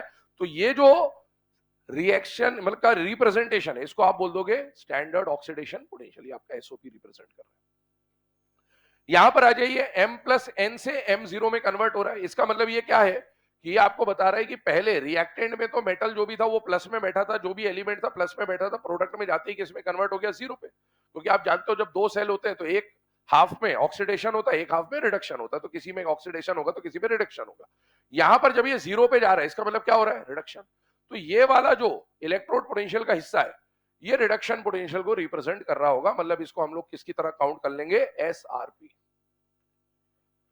ठीक है सर, एग्जाम में अगर ये दे दिया तो मुझे पता चल जाएगा, भाई लिख के दे दिया Na से Na+ बन गया तो हमको पता चल गया ऑक्सीडेशन हो रहा है, Na+ से Na बन रहा है तो हमको समझ में आ गया रिडक्शन हो रहा है, या जिंक से Zn+2, कॉपर से कॉपर+2, इस तरह का दे देगा ना। अगला पॉइंट क्या आता है कि सर मुझे सिर्फ ई नॉट लिख के दे दे, ये भी ना दे, ये भी ना दे। तो अगर कुछ भी ना दे तो बाय डिफॉल्ट आप क्या मान के चलते हैं? Reduction potential. कुछ भी ना दिया हो कि ऑक्सीडेशन हो रहा है, रिडक्शन हो रहा है, तो बाय डिफॉल्ट आपको क्या मानना होता है? Reduction potential. पूरी इलेक्ट्रोकेमिस्ट्री में यही चलता है, ठीक। अब आगे बात करें, ये जो ई नॉट का वैल्यू होगा, ये वैल्यू दो तरह का होता है। 0 तो हाइड्रोजन का होता है, जो स्टैंडर्ड हाइड्रोजन इलेक्ट्रोड या SHE NHE की बात करते हैं। तो 0 ई नॉट का वैल्यू 0 भी हो सकता है, पॉजिटिव भी हो सकता है और नेगेटिव भी हो सकता है। 0 किसके लिए आएगा? हाइड्रोजन के लिए, क्योंकि वो स्टैंडर्ड आप मान के चलते हैं। बाकी जितने भी मेटल्स या एलिमेंट्स होंगे उनका वैल्यू या तो पॉजिटिव में होगा या नेगेटिव में। अब ई नॉट इसका जो वैल्यू है वो दो तरह का मिलेगा, या तो पॉजिटिव या तो नेगेटिव, दो तरह की पॉसिबिलिटी है। और इस वाले ई नॉट के भी दो तरह के वैल्यू मिल सकते हैं, या तो पॉजिटिव या तो नेगेटिव। जैसे मान लीजिए मैंने आपको लिख के दिया ई नॉट कॉपर +2 से कॉपर, और मैंने बोला प्लस 0.36 या 0.34, है ना, स्टैंडर्ड जो इसका वैल्यू होता है 0.34 होता है। और जिंक के लिए जब हम बात करते हैं Zn+2 से जिंक, तो उसका वैल्यू होता है -0.76, ये फिक्स होता है, 1.1 आता है दोनों का टोटल। अब अगर हम इसके बारे में चर्चा करें तो आप देखो यहां से यहां जा रहे हो, इसका मतलब बताइए यहाँ ऑक्सीडेशन हो रहा है या रिडक्शन हो रहा है? रिडक्शन। तो ये एसआरपी को रिप्रेजेंट कर रहा है, और एसआरपी का वैल्यू कैसा आ रहा है? पॉजिटिव। यहां पर भी बताइए ऑक्सीडेशन हो रहा है या रिडक्शन हो रहा है? रिडक्शन। और इसका वैल्यू कैसा आ रहा है? नेगेटिव। तो किसी एलिमेंट के लिए ये वैल्यू पॉजिटिव हो सकता है, किसी के लिए नेगेटिव हो सकता है, और ऐसे ये वैल्यू भी किसी एलिमेंट के लिए पॉजिटिव हो सकता है और किसी एलिमेंट के लिए नेगेटिव हो सकता है। ठीक, अब आगे सुने। अच्छा, एक बात और, आप है ना इलेक्ट्रोकेमिस्ट्री से जानते होंगे कि अगर मैंने इसको लिखा है और ये नेगेटिव है, तो इसको घुमा दूंगा तो पॉजिटिव हो जाए। बात समझ में आती है ना? इसको अगर मैं रिवर्स में लिख दूं, ऐसा लिख दूं, तो ऑटोमेटिकली इसका वैल्यू का जो साइन है वो चेंज हो जाएगा, ये ऐसा हो जाएगा। और इसको अगर मैं घुमा के लिख दूं Zn से Zn+2, तो ऑटोमेटिकली इसका वैल्यू प्लस 0.76 होगा। तो अगर मुझे किसी एक हाफ सेल के लिए या एटम आयन के कॉम्बो के लिए एसआरपी या एसओमी में से कोई एक भी पता हो, तो दूसरा ऑटोमेटिकली निकाला जा सकता है। ठीक, आगे इधर देखिए। अब ये पॉजिटिव और नेगेटिव वैल्यू किस बात को इंडिकेट करता है, ये हमें समझना होता है।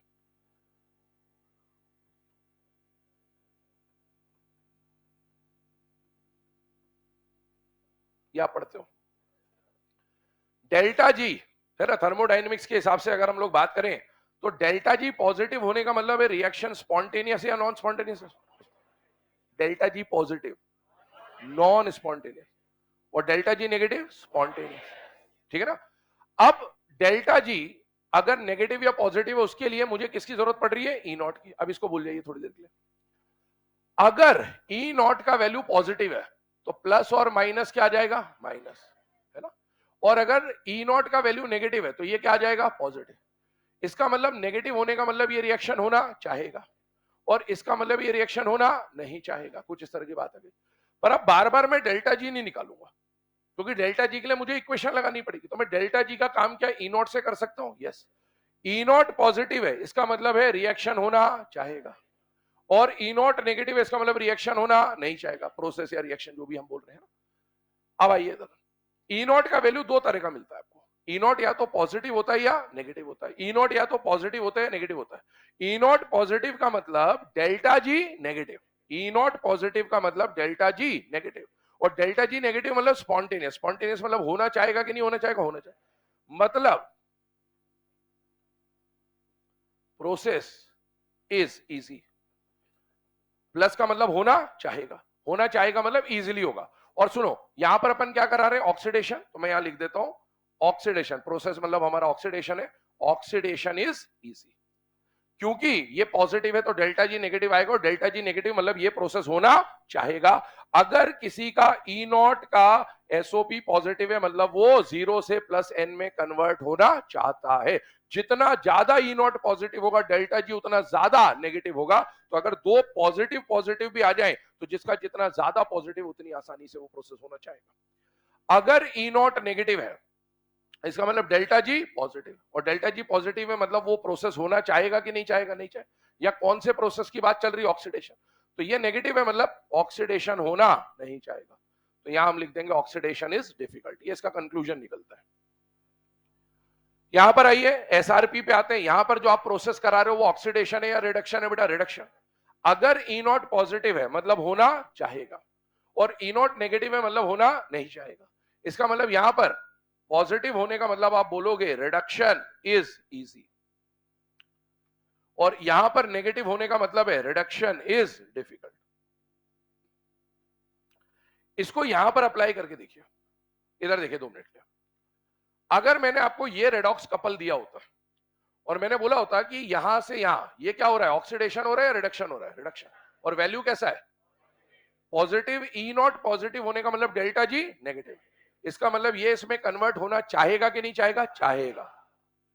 जबकि अगर मैंने आपको ये वाला रेडॉक्स कपल दिया होता, इसका मतलब यहां पर भी क्या हो रहा है? रिडक्शन। इसका वैल्यू कैसा है? नेगेटिव। ई नॉट नेगेटिव होने का मतलब है डेल्टा जी पॉजिटिव होगा। इसका मतलब ये जिंक +2 से 0 में कन्वर्ट नहीं होगा। तो ये इसका कहने का मतलब होता है। तो इस तरह से आपको क्वेश्चन बनते हैं इलेक्ट्रोकेमिस्ट्री में भी कि भाई वैल्यू दे दिया सबके ई नॉट का, बोला कौन कौन से प्रोसेस को सपोर्ट करेगा नहीं करेगा, ये कहानी है। ठीक है, पहले काम करें, इसको आप लिखें, फिर इसके आगे की चर्चा करते हैं। ये तो अपने को कम से कम इलेक्ट्रोकेमिस्ट्री से इतनी बातें आनी चाहिए। अब इसके आगे अपना डी ब्लॉक का काम चालू होगा।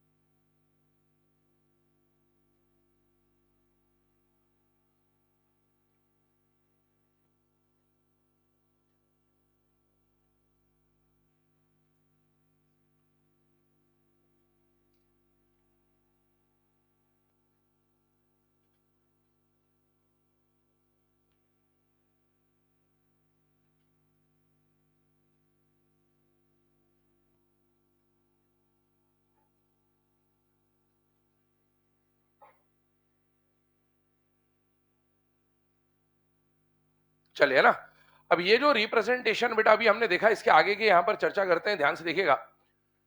मैंने आपको बोला किसी भी एक है ना हाफ सेल के लिए आपको ई नॉट की वैल्यू दी जाती है। ई नॉट की वैल्यू दो तरह की हो सकती है। ई नॉट में रिडक्शन पोटेंशियल भी हो सकता है, ऑक्सीडेशन पोटेंशियल भी हो सकता है। कुछ ना दे तो बाय डिफॉल्ट आपको रिडक्शन पोटेंशियल मान लेना होता है। ई नॉट का वैल्यू अगर पॉजिटिव है तो वो जो भी प्रोसेस है, रिडक्शन है या ऑक्सीडेशन है, वो आसानी से होगा। और अगर ई नॉट का वैल्यू नेगेटिव है तो वो जो भी प्रोसेस है, रिडक्शन या ऑक्सीडेशन, वो मुश्किल से होगा। जितना ज्यादा पॉजिटिव उतनी आसानी से होगा, जितना ज्यादा नेगेटिव उतनी मुश्किल से होगा, क्योंकि इसमें ई नॉट का कोई लेना देना नहीं। एक्चुअल में डेल्टा जी का कहानी है ये, बट अपन डेल्टा जी से सॉल्व ना करके किससे सॉल्व कर लेते हैं, ई नॉट से। अब आगे सुनिएगा, किसी भी एलिमेंट का जब आप ई नॉट निकालते हो, क्या निकालते हो, ई नॉट, तो ई नॉट निकलता कैसे? ई नॉट के लिए आपको इलेक्ट्रोकेमिस्ट्री में एक पूरी सीरीज लिखा दी जाती है। उस सीरीज को आपको समझ नहीं सकते। क्यों नहीं समझ सकते? उसको याद करना पड़ता है। ट्रिक बता देते हैं याद करने की, समझा नहीं सकते। क्यों नहीं समझा सकते? उसका कारण होता है कि एक्चुअल में जब आप ऐसा लिखते हो ना कि एम एन, क्योंकि हम लोग जनरली रिडक्शन पोटेंशियल वगैरह की बात करें, तो मैंने आपको बोला ऐसा दे दे तो इसको रिवर्स कर दोगे तो साइन चेंज हो जाएगा। अब सुनना, मेटल की जब हम बात करते हैं तो मेटल जनरली कौन से स्टेट में मिलते हैं, सॉलिड। अब आई पे चल रहे हैं अपन, है ना, वापस से, क्योंकि अगर किसी भी एलिमेंट को, मेटल को इलेक्ट्रॉन लूज करना है तो उसको गैसियस स्टेट में इलेक्ट्रॉन लूज करना पड़ेगा, और उस प्रोसेस को क्या बोलते हैं, आई। मेटल जनरली कौन से स्टेट में मिलता है, सॉलिड। अगर इसको इलेक्ट्रॉन लूज करना है तो पहले आपको इसको देनी पड़ेगी सब्लिमेशन एनर्जी। सब्लिमेशन एनर्जी दोगे तो मेटल किस में कन्वर्ट हो जाएगा, गैसियस में।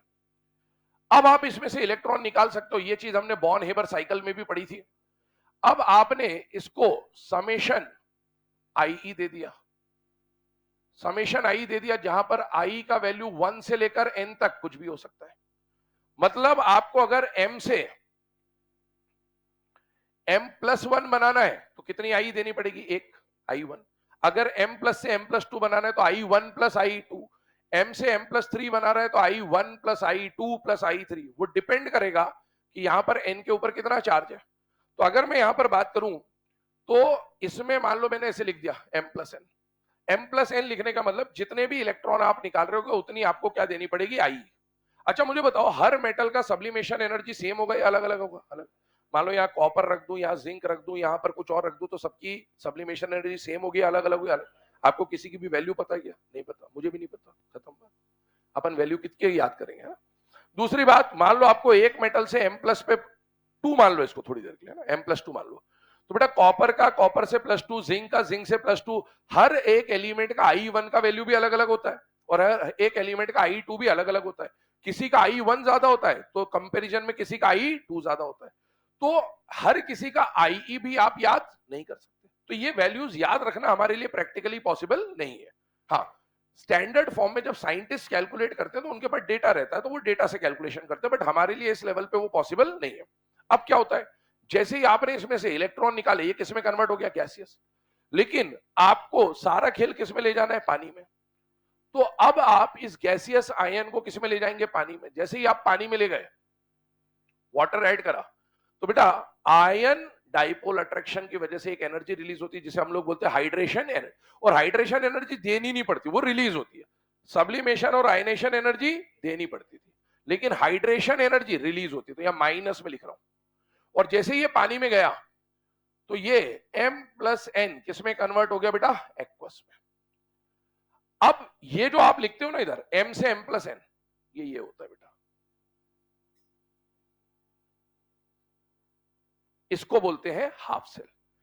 जब आप ऐसा लिख रहे हो ना, इसका मतलब होता है कि ये है सॉलिड और ये है एक्वस, ये होता है मीनिंग। और आपको अगर इसका E0 निकालना है तो E0 इसका सब्लिमेशन एनर्जी, आयनाइजेशन एनर्जी और हाइड्रेशन एनर्जी, 3 एनर्जी पे डिपेंड करता है। और जब ये तीनों एनर्जी पे डिपेंड करेगा तो बेटा आप हर एलिमेंट के लिए सब्लिमेशन, आयनाइजेशन और हाइड्रेशन एनर्जी याद नहीं रख सकते। और इसीलिए आपको एक सीरीज बना के दे दी जाती है कि भैया ये एक सीरीज है, इस सीरीज को याद कर लो इस ट्रिक से, क्योंकि हमारे लिए प्रैक्टिकली वैल्यूज को याद रख पाना पॉसिबल नहीं है। अब आपसे क्वेश्चन बनता है इसके ऊपर कि जैसे आपको यहां पर E0 निकालना होगा, तो इसका जो स्टैंडर्ड रिडक्शन पोटेंशियल या ऑक्सीडेशन पोटेंशियल जो भी आप निकालेंगे यहां पर, है ना, वो किसके ऊपर डिपेंड करेगा? वो डिपेंड करेगा सब्लिमेशन एनर्जी पे, साथ ही साथ किस पे डिपेंड करेगा? आयोनाइजेशन एनर्जी पे, साथ ही साथ किस पे डिपेंड करेगा? हाइड्रेशन एनर्जी पे। ध्यान सुनना, आपसे अब बोलेगा कि आप जानते हो कि आपके ECS में सबसे टॉप पे कौन सा एलिमेंट बैठा होता है? लिथियम, है ना। तो लिथियम सबसे टॉप पे क्यों है? सोडियम उसके नीचे क्यों है, या बाकी एलिमेंट उसके नीचे क्यों है? ऐसा क्वेश्चन फ्लोरीन और क्लोरीन के लिए ऑक्सीडाइजिंग नेचर को लेके भी बनता है, उसमें भी आते हैं। आपसे बोले कि भैया ECS में जब आप बात करते ली के बाप से काका ने मांगी अलमारी, बनी जमीन, कार, फ्रिज, कड़े, कूलर, ऐसे बना लिया आपने सीरीज, है ना, छापा वापा। अब उसमें क्या होता है कि जब आप ये सीरीज बनाते हो तो सीरीज में लिथियम और पोटेशियम मान लो आपने कंपेयर कर लिया, या लिथियम के साथ कॉपर कंपेयर कर लिया, कॉपर के साथ जिंक कंपेयर कर लिया, जो मेनली जिंक और कॉपर का कंपैरिजन चलता है। तो आपको पता है ऊपर वाला स्ट्रॉन्ग रिड्यूसिंग एजेंट होता है, नीचे वाला वीक रिड्यूसिंग एजेंट। तो आपसे बोलेगा कि भैया ये स्ट्रॉन्ग रिड्यूसिंग एजेंट क्यों है और ये वीक रिड्यूसिंग एजेंट क्यों है, कारण बताओ। जब भी आपसे कभी ये कारण पूछ ले कि कौन स्ट्रॉन्गर रिड्यूसिंग एजेंट है, कौन वीकर रिड्यूसिंग एजेंट है, जबकि इसकी आई तो ज्यादा होती है, इसकी आई तो कम होती है, ऐसा कुछ करके दे, तो ध्यान रखना किसी के भी स्ट्रॉन्ग रिड्यूसिंग एजेंट या वीक रिड्यूसिंग एजेंट के पीछे रीजन जब पूछे और रीजन में ऑप्शन बोले कि due to sublimation energy, due to ionisation energy या due to hydration energy, answer हमेशा हाइड्रेशन एनर्जी होगा। क्योंकि आप सारा खेल किसमें ले जा रहे हो? पानी में। और पानी में जो मोस्ट डोमिनेंट एनर्जी होगी वो हाइड्रेशन एनर्जी ही होगी। तो आपसे अगर बोले कि lithium is stronger reducing agent, जैसे हम लोग बात करते थे जब याद करो गैसियस फॉर्म में, तो लिथियम और सीजियम में से जल्दी इलेक्ट्रॉन कौन लूज करता था? सीजियम, गैसियस में आई कम होती थी। लेकिन पानी में जाके लिथियम ये काम आसानी से करता है। और क्यों करता है? क्योंकि पानी में जाके ज्यादा डोमिनेटिंग आई नहीं होगी, ज्यादा डोमिनेटिंग कौन होगा? Hydration energy. तो आपसे बोले कि lithium is the strongest reducing agent, उसका रीजन क्या है? तो रीजन में आई, सब्लिमेशन, हाइड्रेशन सब होगा, लेकिन मोस्ट डोमिनेटिंग एनर्जी हमेशा कौन होगी? Hydration energy. इसके ऊपर एक क्वेश्चन और बनता है, वो क्वेश्चन मैंने आपको बोला हेलोजेंस को लेकर बनता है ना। क्या क्वेश्चन है? ध्यान से देखिएगा। जैसे मान लीजिए फ्लोरीन और क्लोरीन पे बनाता है ये क्वेश्चन। हमें पता है फ्लोरीन और क्लोरीन में से स्ट्रॉन्गर ऑक्सीडाइजिंग एजेंट कौन है बेटा? फ्लोरीन, है ना। अब ये स्ट्रॉन्गर ऑक्सीडाइजिंग एजेंट क्यों है? आपको बोलेगा कि फ्लोरीन और क्लोरीन में से फ्लोरीन का ये तो कम है, क्लोरीन का ये तो ज्यादा है। तो अगर ये ज्यादा है तो जल्दी इलेक्ट्रॉन लेगा, जल्दी इलेक्ट्रॉन लेगा, तो ये स्ट्रॉन्गर ऑक्सीडाइजिंग एजेंट होना चाहिए। कोई ये कारण है ही नहीं। आप जब ऑक्सीडाइजिंग एजेंट, रिड्यूसिंग एजेंट की बात कर रहे हो तो पानी में खेल चलता है पूरा, पानी में खेल चलता है मतलब एक्वस फॉर्म में बात कर रहे हो, एक्वस फॉर्म में बात कर रहे हो मतलब ECS काम में आएगा। और पानी में ना ये काम आएगा, जैसे इसके लिए हम बात करें क्लोरीन के लिए, याद करो अगेन बॉर्न हेबर साइकिल, क्या non metal generally H2 form में मिलता था? यस। फिर आप इसको half of bond dissociation energy देते थे, ये X में कन्वर्ट होता था। फिर ये X में कन्वर्ट होने के बाद आप इसे डेल्टा HEG या EA के ऊपर बात करते थे ना, और ये डेल्टा HEG जनरली एक्सोथर्मिक होता तो माइनस था, और फिर आपने इसके ऊपर माइनस लगाया था, इस तरह की कुछ बात आई थी। अब आप इसको उठा के पानी में ले गए तो ये ऐसा कन्वर्ट हो जाएगा। पर ये पानी में जब कन्वर्ट होगा तो पानी में जो एनर्जी का काम आएगा वो कौन सी एनर्जी आएगी? Hydration energy. तो आपको बोलेगा कि कोई भी हेलोजन जल्दी इलेक्ट्रॉन गेन कर रहा है तो उसके पीछे 3 रिस्पॉन्सिबल एनर्जी हो सकती है, bond dissociation energy, electron gain enthalpy और हाइड्रेशन। मोस्ट डोमिनेटिंग कौन होगा? मोस्ट डोमिनेटिंग होगा हाइड्रेशन एनर्जी। तो आपको बोले फ्लोरीन और क्लोरीन में से फ्लोरीन स्ट्रॉन्गर ऑक्सीडाइजिंग एजेंट है, जबकि ये तो इसका कम है या ज्यादा है, इस तरह से। और बॉन्ड डिसोसिएशन एनर्जी भी याद करो, Cl2Br2F2I2, आप रहे ना रहे, ऑर्डर रहना चाहिए, वो वाली बात है। ये बताओ, इसकी बॉन्ड डिसोसिएशन एनर्जी ज्यादा और इसकी बॉन्ड डिसोसिएशन एनर्जी कम। तो आपसे बोले कि फ्लोरीन स्ट्रॉन्गर ऑक्सीडाइजिंग एजेंट क्यों है, तो कारण आप क्या बोलोगे, ड्यू टू हाइड्रेशन एनर्जी। इसका हाइड्रेशन एनर्जी ज्यादा होता है, साइज छोटा है, ज्यादा पानी अट्रैक्ट करेगा, जितने ज्यादा पानी अट्रैक्ट करेगा उतना ज्यादा एनर्जी रिलीज करेगा, हाइड्रेशन एनर्जी ज्यादा। हालांकि इसके लिए एनसीईआरटी में दो रीजन दे रखे, सॉल्ट एग्जांपल है एनसीईआरटी का, ये दो रीजन दे रखे, एक तो हाई हाइड्रेशन एनर्जी और दूसरा लो बॉन्ड डिसोसिएशन। तो ये क्वेश्चन अलग से लिख भी लो, why fluorine is stronger oxidizing agent than chlorine, why fluorine is stronger oxidizing agent than chlorine, why fluorine is stronger oxidizing agent than chlorine। Reason लिख लीजिएगा, पहला due to high hydration energy, पहला reason हमेशा ध्यान रखिए, dominant energy हमेशा hydration energy है, due to high hydration energy. और इसमें एक और रीजन एनसीईआरटी ने दे रखा है, तो उसको भी हम लिख लेंगे क्योंकि एनसीईआरटी में गिवन है, that is low bond dissociation energy due to high hydration energy, और दूसरा due to low bond dissociation energy। Fluorine की bond dissociation energy कम होती है। अब ये तो हमने बात कर ली बेटा नॉन मेटल्स के बारे में, अब क्योंकि हम ईसीएस की बात कर रहे हैं तो मेनली मेटल्स पे बात चलती है। इधर देख लीजिए, मैंने आपको बोला था कि किसी भी मेटल के लिए अगर बोले कि वो मेटल, जैसे नॉन मेटल में हमने स्ट्रॉन्गर ऑक्सीडाइजिंग एजेंट बोला, ऐसे मेटल के लिए स्ट्रॉन्गर रिड्यूसिंग एजेंट का क्वेश्चन आएगा। और जब भी पूछे कि ये इससे स्ट्रॉन्गर रिड्यूसिंग एजेंट कौन है, ऑप्शन में सब्लिमेशन है ना, आयनाइजेशन और हाइड्रेशन दे, आपका जो कारण रहेगा वो क्या रहेगा, ड्यू टू हाइड्रेशन एनर्जी, वही डोमिनेट करेगा। ये वाली इक्वेशन नोट करें। अब आते हैं अपन आगे, जो अपने को एनसीईआरटी में E0 M+3 से M+2 और M+2 से M0 के जो ऑर्डर दे रखे हैं उस पे आते हैं। तो अभी ये इक्वेशन के थ्रू हमने ये समझा कि आपको जो अभी ऑर्डर लिखाया जाएगा वो वैल्यू बेस्ड ऑर्डर है। और वो वैल्यू बेस्ड ऑर्डर क्यों है, क्योंकि उस ऑर्डर को निकालने के लिए तीन तरह की एनर्जी काम में आती है, एक तो सब्लिमेशन एनर्जी, एक आयनाइजेशन एनर्जी और एक हाइड्रेशन एनर्जी। हम हर एक मेटल, हर एक आयन के लिए ये सारी एनर्जी याद नहीं कर सकते, तो आपको एक ट्रेंड के फॉर्म में, एक ऑर्डर के फॉर्म में वो याद करवा दिया जाता है, जैसे आप ईसीएस में पढ़ते थे वैसे यहाँ पर भी हम लोग एक ट्रेंड देख रहे होंगे जो एनसीईआरटी में गिवन है। और वो ट्रेंड क्या है, वो इन तीन एनर्जी पे डिपेंड करता है, तो हमें वो ट्रेंड याद करना है। आइए इधर दो केसेस एनसीईआरटी में मेंशन है, मैंने आपको बोला, एक M+3 से M+2 का ऑर्डर गिवन है बेटा, और एक E0 M+2 से M0 का ऑर्डर गिवन है। दोनों का ट्रेंड बताइए सेम आएगा या अलग अलग आएगा? क्यों आएगा अलग अलग, कारण बताओ पहले तो। सेम आएगा तो क्यों आएगा, अलग आएगा तो क्यों आएगा? वही 10 मेटल देखने 3D के, स्कैंडियम से लेकर जिंक, ऑर्डर सेम आएगा अलग आएगा? अलग आएगा। क्यों अलग आएगा, कारण क्या है? दोनों केस ही अलग अलग है, हाफ सेल ही अलग अलग है भैया। M+2 से M+3 जाने की बात कर रहे हो तो केवल I3 काम में आएगी, और यहां पर 0 से 2 में जाने की बात कर रहे हो तो I1 प्लस I2। M+3 का हाइड्रेशन एनर्जी अलग होगा, M+2 का हाइड्रेशन एनर्जी अलग होगा। तो ये जो सेम एलिमेंट के लिए भी ये वैल्यू अलग अलग हो सकती है। जैसे M पे +1 लाओगे तो ये कहानी चेंज हो जाएगी, +2 लाओगे तो कहानी चेंज हो जाएगी, +3 लाओगे तो कहानी चेंज हो जाएगी, उससे ये भी चेंज हो जाएगा, क्योंकि चार्ज बदलेगा तो अट्रैक्शन भी बदलेगा, एनर्जी अलग चेंज होगी। तो ये जो सारा खेल है ना, ये वैल्यू पे निर्भर करता है, और इसीलिए हम हर एक की वैल्यू याद नहीं कर पाते। अगर स्टैंडर्ड वैल्यू होती हर केस की तो फिर हम उसको लिख ही देते।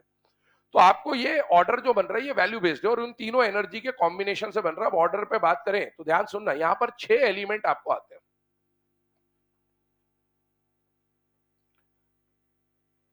याद करने का तरीका है, करती वो फैशन मंडे को। कैसे याद करोगे? करती वो फैशन मंडे को। सुनना भी ध्यान से ना, सिर्फ याद करने से कुछ नहीं होगा, क्वेश्चन सॉल्व होना चाहिए ना। याद तो अब सब लोग कर लेते हैं इसको कि कॉपी नोट्स वोट्स देख दोगे।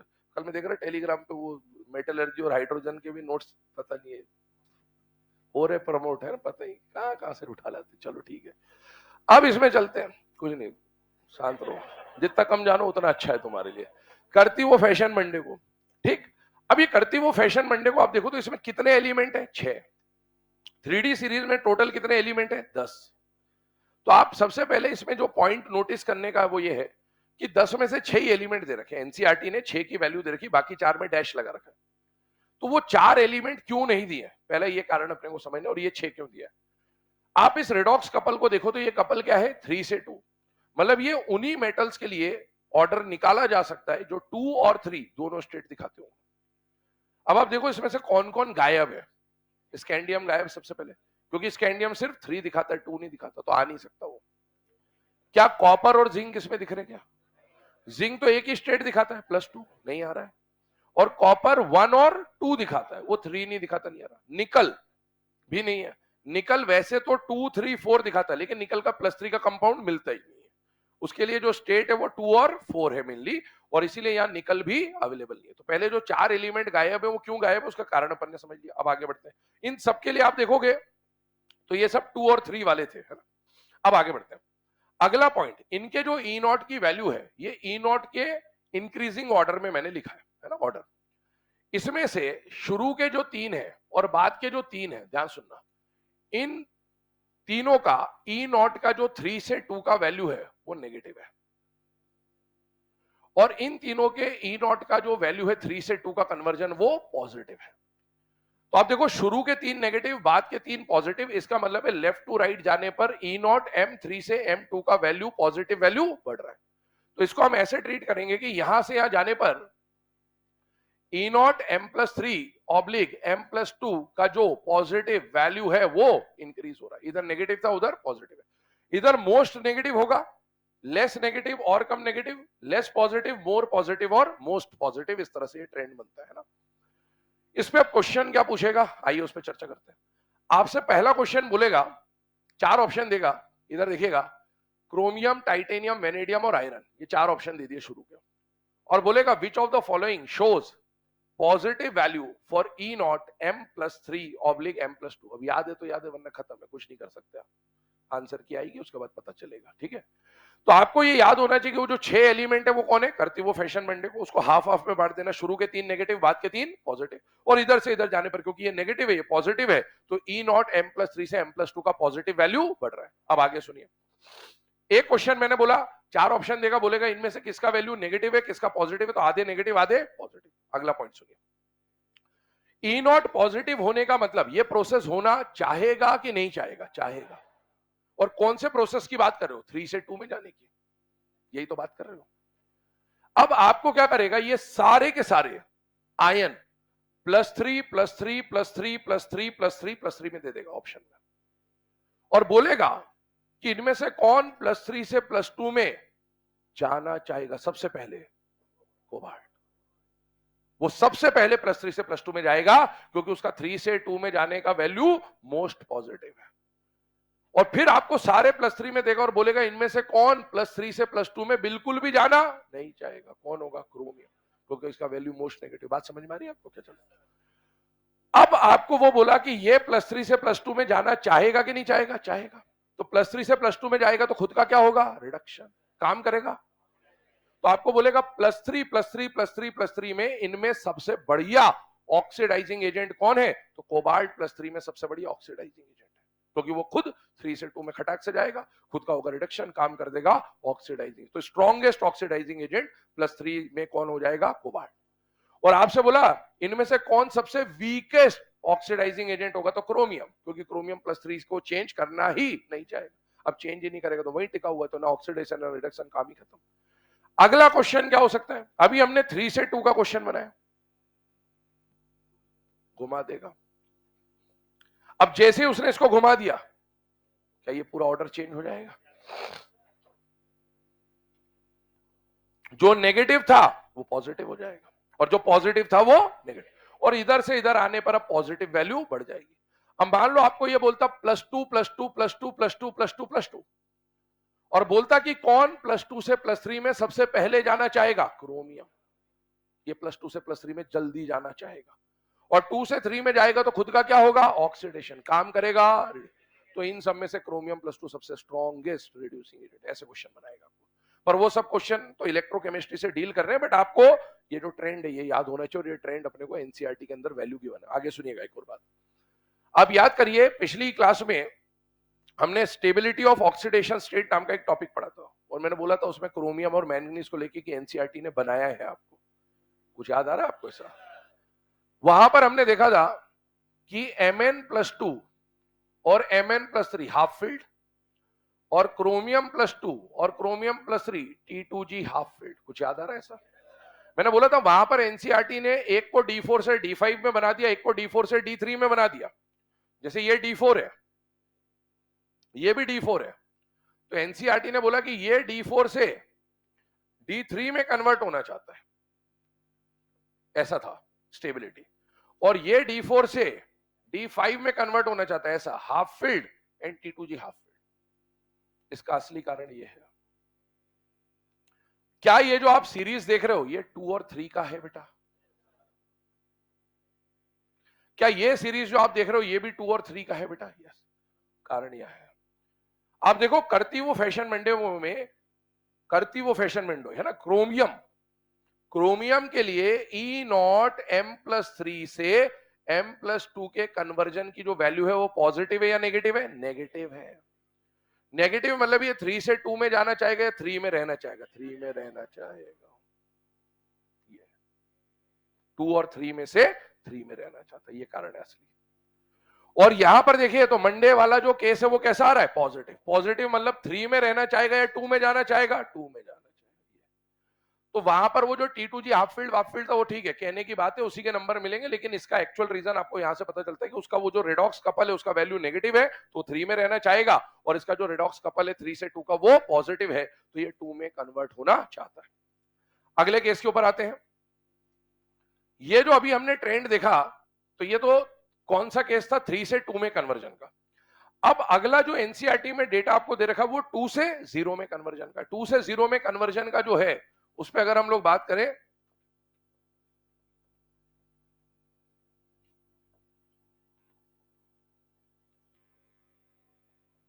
ये आ गया।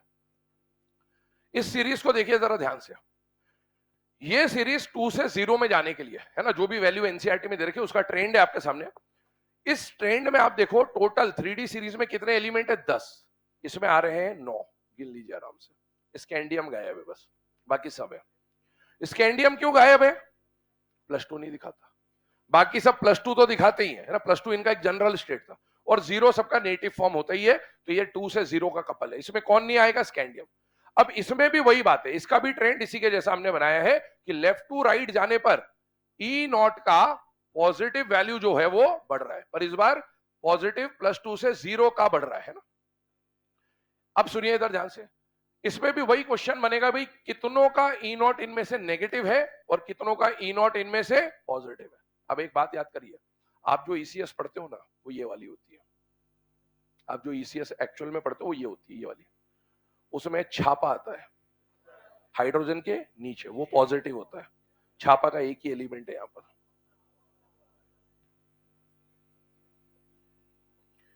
ये वाला जो वैल्यू है ये कैसा मिलेगा? पॉजिटिव। रेस्ट ऑल का वैल्यू आपको यहां पर क्या मिलेगा? नेगेटिव। तो पहला वाला जो केस है 3 से 2 का, उसके लिए अगर हम लोग बात करें तो उसमें आधा आधा डिवाइड कर देना है आपको। आधा आधा डिवाइड कर देना है, मतलब कि भाई आधे नेगेटिव आधे पॉजिटिव। लेकिन यहां पर 2 से 0 में केवल कॉपर जो है, छापा वाला एक ही एलिमेंट है कॉपर, वो आपको पॉजिटिव मिलेगा, रेस्ट ऑल क्या मिलेगा? नेगेटिव। और ये नेगेटिव है वो पॉजिटिव है, इसका मतलब इधर से इधर जाने पर पॉजिटिव वैल्यू बढ़ रहा है। ये मोस्ट नेगेटिव और ये एक ही पॉजिटिव है, या मोस्ट पॉजिटिव आप इसको बोल सकते हो। अब इस पे वापस से वही क्वेश्चन बनेगा, +2 में अगर ये सब दे दें और बोले कौन +2 से 0 में सबसे पहले जाना चाहेगा, तो कॉपर +2 से 0 में सबसे पहले जाना चाहेगा। और जब ये +2 से 0 में जाना चाहेगा तो खुद का क्या होगा? रिडक्शन काम करेगा, ऑक्सीडेशन। तो ये इनमें +2 से 0 में जाने पे स्ट्रॉन्गेस्ट ऑक्सीडाइजिंग एजेंट कौन सा? इनमें से +2 से 0 में नहीं जाना चाहेगा, टाइटेनियम। तो इस तरह की बात आती है ना। लिखिए फटाफट इसको, इसमें क्वेश्चन लिखाता हूं आपको।